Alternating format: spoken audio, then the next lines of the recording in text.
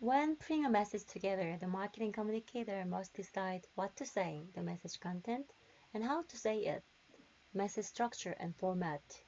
I'm going to teach these items in the marketing communication subject class more. Here I'm going to briefly just explain what it is. A message content is that, okay, I need to figure out an appeal or theme that will produce the desired response. And I mentioned that three types of appeals. What are those? Rational, emotional, and moral appeals. But I also can change my structure of the message. Like, for example, whether I should draw a conclusion first or leave it to the audience. Research suggests that many cases, rather than drawing a conclusion, the advertiser is better off asking questions, letting the buyers come to their own conclusion. That is a kind of a possible example of message structure. Or I also can think of message format. A marketing communicator also needs a strong format for the message. For example, in a print advertisement like TV, no, sorry, the magazine or newspaper, the communicator has to decide on the headline, copy, illustration, and color. That's a format. To attract attention, advertiser can use novelty and contrast, like eye-catching pictures and headline, distinctive format, message size and position, color, shape, and movement. I would like to recommend you to search 이재석 광고연구소. 이재석. It is known as like very novel figure in the creative communication scene. He is very good at create print advertisement using very novelty and contrast idea. That will help you to understand what are the best, what are the good message format. Personal communication channels are effective. Now I'm explaining the choosing the communication channels and media, and now I'm explaining the personal communication. These are controlled directly by the company. For example, company salespeople contact business buyer. So other personal communication about the product may reach buyers through channels not directly controlled by the company, but these channels, personal communication, is controlled by the company. It can be using the independent expert, or they may use the neighbors, friends, family member, associate, talking to target market, target buyers in person.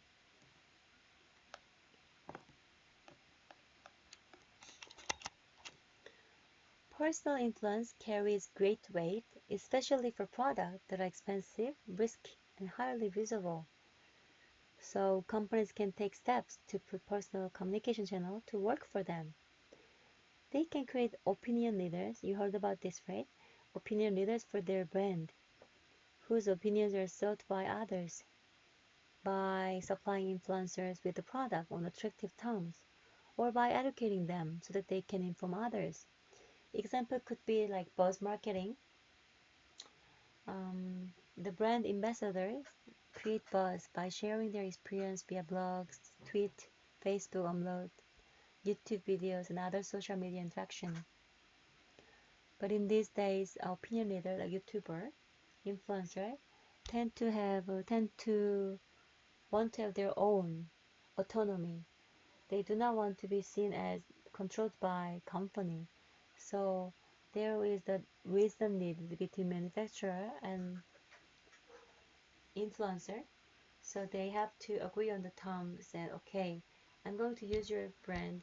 I'm going to show the brand experiences using my YouTube video channel, but you don't control me so much on the message. There's a kind of a new trend on this influencer. Okay, so non-personal communication include print media, newspapers, magazine, direct mail, broadcast media, television, radio, display media, billboards, signage, posters, and online media, email, and company website. And also, atmospheres are important things because that helps design environment to create buyers learning toward buying a product. For example, lawyer's office or banks are designed to communicate confidence because that's valued by client. Events are staged occurrences that communicate message to target audience. For example, PR department arrange grand openings, shows, and exhibit public tours and other events. Non-personal communication affects buyers directly. So using mass media often affects buyers indirectly by causing more personal communication. For example, communication might first flow from television, magazine, and other mass media to opinion leaders, and then from these opinion leaders to others.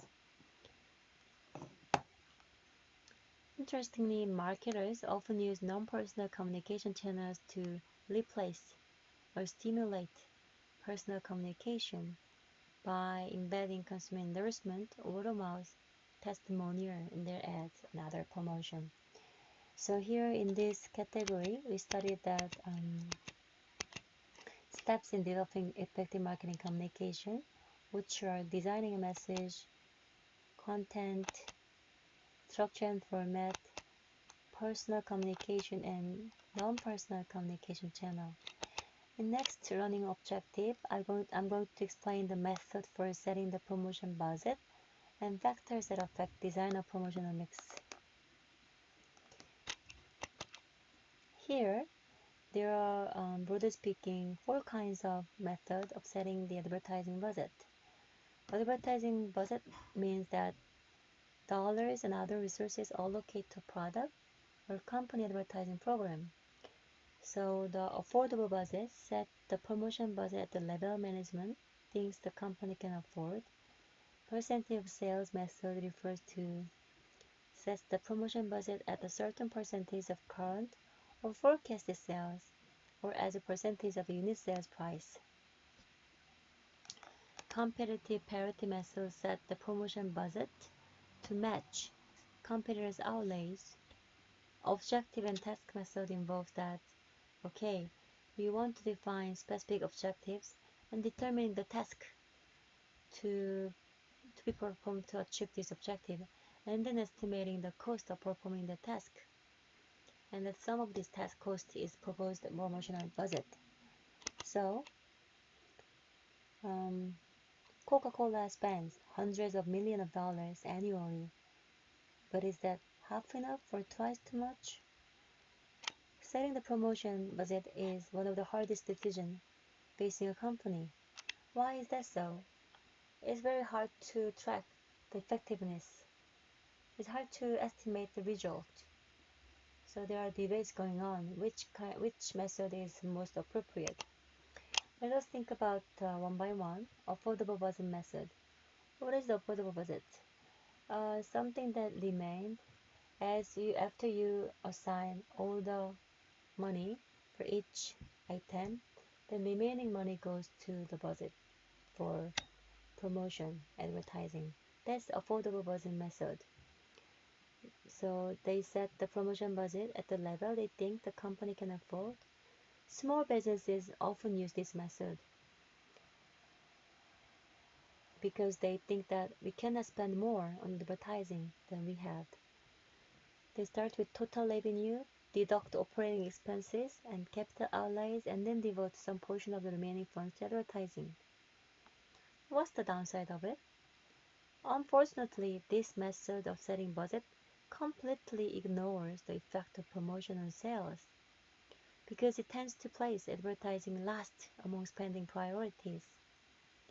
Even in the situation in which advertising is critical to the firm's success, when it is critical, especially for the bad timing, you want to spend more advertising budget. However, because you don't have lots of money, they spend less on advertising. So it becomes negative and negative, like vicious cycle. It also leads to uncertain annual promotion budget that makes long-range market planning difficult. So it is often result in underspending than it used to be. A budgeting promotion is called percentage of sales method. It is setting the budget as a certain percentage of current or forecasted sales or unit sales price. Let's say that, okay, we're gonna spend 15% of total sales annually or monthly. Then every time you have a sales, you spend 50% of that money on the advertising. What is the advantage of it? It is simple to use and it helps management think about the relationship between promotion spending, selling price, and profit per unit. However, the percentage of sales method has little to justify it. It wrongly views sales as the cause of promotion rather than as a result. What does that mean? You spend the money on promotion to increase sales, right?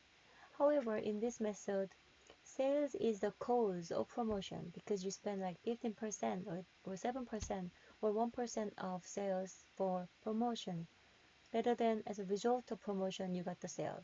So it's wrongly views the cause and result. And the percentage of sales budget is also based on availability of funds rather than opportunity. So it may prevent increased spending sometimes needed to turn around falling sales, because budget varies with year-to-year sales. Long-range planning is difficult. Finally, this method does not provide any basis for choosing a specific percentage, except what has been done in the past or what competitors are doing. So you are not sure how many percent is appropriate for the budgeting. Thirdly, we use comparative parity method, that is setting the budget to matching comparative outlays. So what they do is that they monitor competitors' advertising or getting industry promotion spending estimate from publication, trade association, and then they set their budget based on the industry average. There are two arguments to support this method. First is that, okay, competitors' budget represent collective wisdom of the industry. So what it means is that, okay, this is a necessary amount of budget for this carbonated drink industry, 탄산음료 시장, or this is the appropriate budget for telecommunication industry, the collective wisdom of the industry. We don't have to spend more than that, or we cannot spend under than that, like collective wisdom of the industry. Second, spending what competitors spend helps prevent promotion wars. Okay, so here are the agreement. We just follow what they're doing. Everybody is doing the similar amount of money in the category. These are the arguments to support this method. What do you think about this argument? Do you agree or disagree? Can you think of any challenging argument against this? Yes. Unfortunately, neither argument is valid because there are no grounds for believing that the competition has a better idea of what the company should be spending on promotion than themselves. We are not sure whether they have a better capability to judge. Second, companies differ greatly, and each has its own special promotion needs. For example, you are the first mover, or you are the second, or you are the runner-up, you are the challenger, you are just a new company, or you are like best company, strongest company. You have lots of budget. So each company has different situation, so each own special promotion needs. Finally, there is no evidence that budget based on comparative parity prevent promotion wars. What if company A spend 100 and company B spend 100, but then suddenly company C think that, okay, I'm going to overwin those two companies, and they start to spend 110. Then company A, oh, I will matching with this 110, and company B will raise like 120. So it can actually be more promotion war, so we cannot guarantee on that. However, in which cases do you think this comparative parity method will be useful? 1, 2, 3. Can you guess? Okay. If it is the case that you are launching the product in the market that you don't know well, for example, you're a South Korean company, you are launching the new product into the Argentina or Greece or Mexico or South African countries. You don't know the industry situation well. You don't know consumer characteristic. You are not sure about the industry behavior. In such cases, when you're launching the new product into the unknown market, you better benchmarking with competitors, right? Then you can save your mistakes.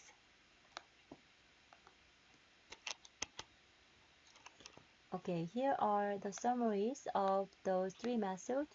This busting method entails defining specific promotion objectives and determining the task needed to achieve these objectives and estimating the cost of performing this task. And the sum of this cost is the proposed promotion budget. And the advantage of the objective and task method is that it forces management to spell out its assumption about the relationship between dollars spent and promotion result. But it's also a most difficult method to use because it is hard to figure out which specific task will achieve stated objectives. So we have studied the four: busting method, compared to parity, percentage of sales, affordable budgeting, and lastly, I just mentioned that objective and task method. So think about that definition and limitation of each method. And let's see you in the next video clips.